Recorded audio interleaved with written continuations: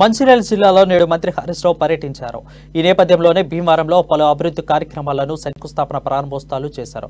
మంత్రి హరీష్ రావు ఈ సందర్భంగా భీమవరం ప్రజల 30 ఏళ్ల కలను మండలం చేసి సీఎం కేసీఆర్ తీర్చారన్నారు. 5 ఊర్లలో రాష్ట్రంలో ఎక్కడ మండలం ఏర్పాటు కాలేదని, అభయహస్తం వడ్డీ లేని రుణాలు ఇస్తామన్నారు. ఇంటింటికి నల్లా నీళ్లు ఇచ్చి మహిళల కష్టాలు తీర్చామని ఆయన తెలిపారు. మహిళలకు నీళ్లు మోసే బాధ పోయిందని, పొయ్యి కాడికి నీళ్లు వస్తున్నాయన్నారు. కాంగ్రెస్ బీజేపీ పాలనలో అభివృద్ధి జరగలేదని, కనీసం నీళ్లు ఇవ్వలేదని ఆయన ఆరోపించారు. వరదని తీసుకొస్తా ఉన్నారు. ఇవాళ ఒక్కటే రోజు 210 కోట్ల రూపాయల పనులకు ఇవాళ ప్రారంభోత్సవాలు శంకుస్థాపనలు జరుగుతూ ఉన్నాయి.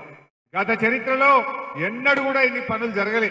ఆదిలాబాద్ అంటే వెనుకబడ్డ జిల్లా, చెన్నూరు అంటే ఒక కల్లోలిత ప్రాంతం అని పేరు తెస్తే ఇలా చెన్నూరు అంటే ఒక అభివృద్ధికి మారు పేరుగా చక్కగా ఇలా ముందుకు పోతా ఉంది.